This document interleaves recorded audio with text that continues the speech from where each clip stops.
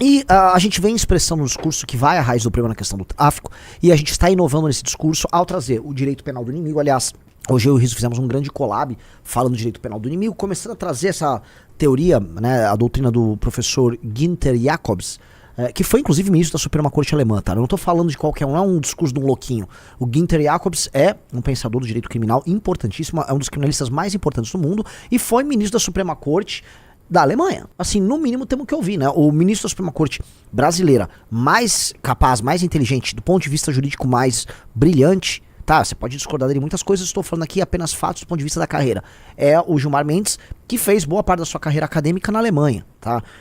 O direito alemão vamos botar, um dos 3 direitos mais importantes que existem, então é importante conhecer o direito alemão, e esse cara dentro do universo do direito alemão, Günther Jacobs, é um criminalista importante, tem a teoria do direito penal inimigo, que ela vai precisar ser aplicada no Brasil caso a gente queira resolver o problema. Se você quiser enxugar gelo, a gente continua com a nossa legislação aqui, fala que vai colocar inteligência no enfrentamento do crime, toda aquela ladainha que a gente já conhece, mas se não tiver direito penal do inimigo, não tem resposta, tá?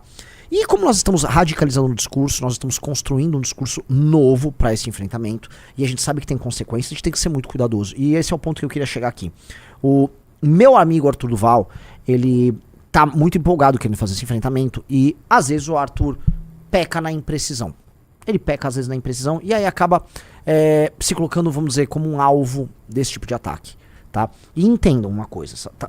Nós estamos numa determinada posição hoje no jogo político que a gente não tem o direito de errar. A gente já errou outras vezes. A gente já errou em falar. Eu vou começar por mim. Quando eu fiz eu tava fazendo uma série de piadas lá na rua em 2018, no Congresso do MBL. E aí eu botei aquela piada da Babi que tava dentro de um contexto. Filmaram, tiraram do contexto e botaram fora. Fui acusado pela Damares de tentativa de estupro.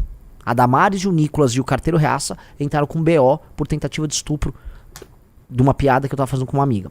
Só pra lembrar, tá? Essa galera que fala, não, o Bolsonaro quer liberar a expressão. Tava lá numa brincadeira, eles tiraram do contexto e trataram de falar que eu era um estuprador por causa disso, tá? Então eu fui bobo. Na hora meu irmão falou, você foi trouxa, tá? Você foi otário, fez piada errada e se fudeu, tá? Coisa número 2. A própria participação do Kim num podcast em que tava um monarca lá com aquelas loucubrações sobre liberdade de expressão, Kim tinha que ser cuidadoso, porque a Tabata e a própria esquerda depois armou uma arapuca discursiva em cima de algo que era um nada, o Kim não falou nada de errado, e aí tentaram ferrar o Kim. Logo em seguida, houve o negócio dos áudios do Arthur Duval, tá? Lógico que a gente vai cometendo, não digo erros, tá? Mas são espaços retóricos que dão abertura para um contra-ataque. Tá? E o inimigo joga no contra-ataque. A real é que a esquerda, no tema segurança pública, ela tá jogando de maneira defensiva. E ela tá buscando os erros do adversário pra partir do contra-ataque. Então eles vão estar o tempo todo buscando o contra-ataque. O que aconteceu? O Arthur tinha feito um react a um vídeo que eu acho que a gente chegou a reagir, talvez, isso. Eu não me lembro se a gente reagiu, mas eu com certeza, eu dei RT nesse vídeo no Twitter e eu comentei, falei, como recuperar essas pessoas? Existe meio de recuperar essas pessoas? Por quê? Porque era um grupo de caras muito humildes, praticando um português um tanto quanto complicado. O Puzzle é nosso chefe. Os caras lá idolatrando o Puzzle do Rodo e tal, né? E aí o Arthur, acho que ele não entendeu, não entendeu o contexto. E o contexto era o seguinte,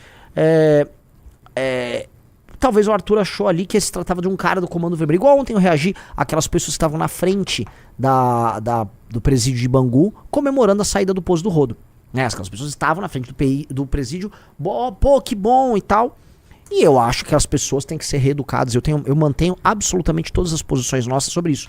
E eu acho que um sistema de reeducação e uma vitória de uma determinada ideologia, que é a ideologia do favelismo, o favelismo que o Estado permitiu que se fosse implantado nessas pessoas, sim, aquelas pessoas vão ter que meio que, vamos dizer, ter sua percepção sobre a realidade, ter sua sensibilidade alterada sobre isso. Tal qual aconteceu na Alemanha pós Segunda Guerra Mundial. A sensibilidade do alemão durante a Segunda Guerra Mundial, eu tô falando de uma nação que tinha a época, vê aí, Rizzo, eu imagino que ela devia ter naquela época da Segunda Guerra entre 40 e 50 milhões de habitantes, a Alemanha, período lá dos anos 40, chuto isso, tá? Você tá falando de uma população de 40 a 50 milhões de pessoas, 70 milhões, bem mais, caramba. Então a Alemanha tinha coisa de 70 milhões de habitantes na Segunda Guerra Mundial, você teve que reeducar a sensibilidade do alemão, que era, à época, uma sensibilidade dada, meus amigos, pelo Partido Nazista. Propaganda oficial do Partido Nazista ostensiva. Então você teve que pegar para o alemão e falar, calma aí. Né? Houve um processo de desnazificação do cidadão alemão, que estava ele próprio radicalizado pelo discurso nazista. Nós vamos precisar fazer isso com uma parte importante da população brasileira que foi radicalizada por um discurso favelista tocado pelo crime organizado. E o melhor de tudo, tá? O pior.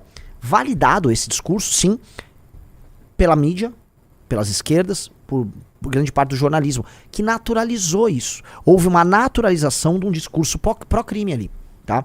Então, sim, nós precisamos reeducar essas pessoas. E aí, a esquerda viu o discurso do Arthur, e aí por que o Arthur peca pela imprecisão? O Arthur falou, eu não vou falar aqui o que eu penso que deve ser feito. Fale, Arthur. Fale, precisamos reeducar esses caras pra caralho. Não dá.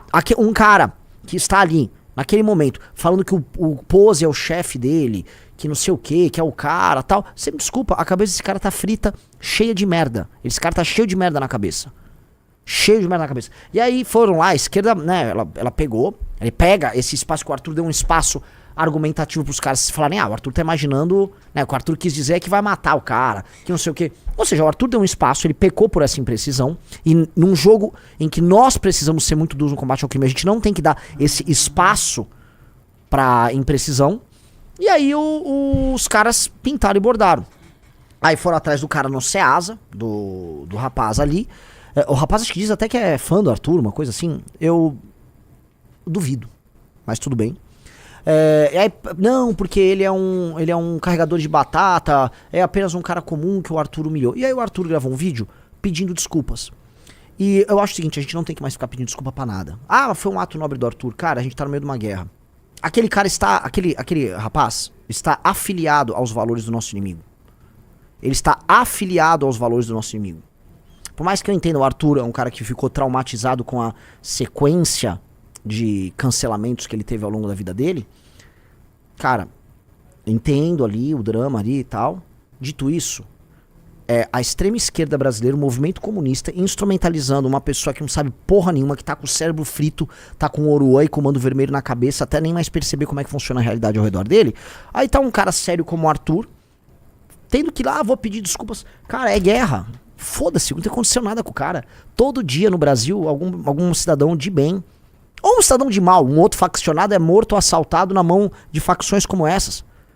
As externalidades do pensamento de um cara como o Pose do Rodo, que não é só um apologista, é um lavador de dinheiro. A externalidade do trabalho do Pose do Rodo é morte, é semi-escravidão, regime de servidão na favela, é a ocupação do nosso território.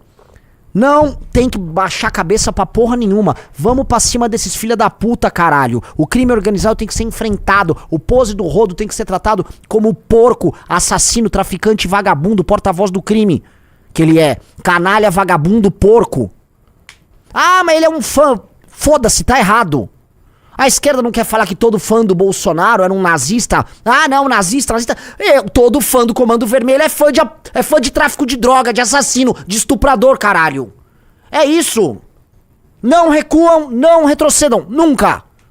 E defendam o Arthur. Por mais que o Arthur tenha sido impreciso, o Arthur não pode ficar dando, né, dando as suas imprecisões aí. Não pode, cara. A imprecisão faz com que o nosso discurso, que é sério, e que o nosso trabalho, que é sério, possa ser alvo de escárnio e descrença. Pessoal, like na live. Like na live. Um cara botou, o erro foi na imprecisão e não pelo que disse. O Arthur não disse nada. O Arthur falou o seguinte, eu não vou dizer o que eu penso, porque isso aqui. Isso abre, né? Como ele não foi preciso, não fala, diga o que pensa, eu acho isso, que é o que eu tento fazer o tempo todo. Eu acho tal coisa. Se quiser me processar, me denunciar, eu tentarei ser o mais claro possível sobre o que eu penso. E aí a gente briga sobre o que eu disse. Agora não deixe o dito pelo não dito, tá? Uma imprecisão ruim, porque ali os caras deram o frame. E o frame que tentaram colar é que o Arthur era genocida, racista e que queria matar o cara. Tá? Os caras falam que eu com chimarrão, com esse sotaque sulista, né? Como um chimas, né? Eu tô parecendo o Peninho, o escritor, né? Tu sabes, né? Que ele fez a tradução de On The Road do Jack Kerouac, né? Que loucura, guri. Nós não podemos permitir que a esquerda faça a gente recuar no discurso. Nós não vamos recuar uma vírgula no discurso. E eu queria fazer essa live hoje pra isso. Não vai recuar. Fã de Comando Vermelho vai ter que escolher o lado. Quando nós declararmos guerra ao tráfico, quando nós chegarmos ao poder, e vocês que estão aqui fazem parte de quase um mantra, nós precisamos chegar ao poder e termos a guerra que a nossa geração merece. Nossa geração não veio aqui para pacificar, nossa geração aqui veio aqui para enfrentar uma guerra e tornar o Brasil um país sério, porque não vale a pena nossa geração ser uma geração de escravos, não vale a pena você nascer para pagar a previdência dos mais velhos, para pagar o endividamento contraído pelos mais velhos, para você pagar os custos gerados pelos sonhos errados dos mais velhos, para viver uma sociedade em que você é roubado pelo Estado ou pelo ladrão, pelo ladrão de celular ou pelo ladrão de erário, pelo ladrão de INSS ou pelo ladrão de carro. Você não pode ser esse cara, você não nasceu pra ser escravo. E aí os caras que defendem quem te escraviza, seja o puxa-saco do político do PT, o vagabundo que vem de volta pra político do Centrão, o merda que aplaude o faccionado, você não é escravo desse cara. E você não vai derrotar esse cara dando bom dia e aplaudindo ele. Você vai ter que assumir as posições de poder e você vai declarar guerra a esse cara e você vai se impor sobre ele. A sua vontade vai se impor sobre esses caras. A sua cultura vai se impor por esses caras. Porque é você que paga a conta, caralho. E onde eu sei, até onde eu saiba, quem paga a banda escolhe a música. Quem paga a banda escolhe a música. Isso aqui é a revolta de quem trabalha, é a revolta de quem quer ser decente, é a revolta de quem quer construir uma sociedade baseada em confiança. Sacou? Essa é a nossa revolta. Essa gente quer o inferno. Essa gente quer acabar com você. Essa gente que sequer compreende o seu trabalho. O drama que o seu pai, sua avó, sua mãe, todo mundo teve pra te dar um ensino, um estudo, porque você possa existir, não importa a sua classe social, sua cor ou de onde você venha. Se você hoje é uma pessoa que minimamente pretende fazer algo na tua vida e que entende que você vai fazer isso respeitando o outro, necessariamente você é diferente de quem tá tentando construir as coisas baseadas num sonho absurdo do outro. O sonho do tráfico, o sonho da arma, o sonho da puta, o sonho do vendedor de tigrinho, o sonho do pastor picareta, o sonho do político do Centrão. O sonho do merda de esquerda. Nós não somos esses caras, cacete. E nós não podemos nos submeter. Eles querem pegar micropecados nos discursos nossos. Micropecados. E aí eles querem transformar num grande problema pra te recuar. Pra fazer, o Oruan vencer. Pau no cu do Oruan. Pau no cu da puta daquele traficante que foi preso. Naquela piranha lavadora de dinheiro público. É assim que se trata essa gente, caralho. Puta e traficante. Tudo puta e traficante. Tudo puta e traficante, sacou? E puta e traficante você enfrenta. Parem. É guerra essa caralha, tá? É sobre o governo Lula te taxando. É sobre os porcos do Bolsonaro junto com os compradores de voto preparando alguma candidatura de mentira pra 2026.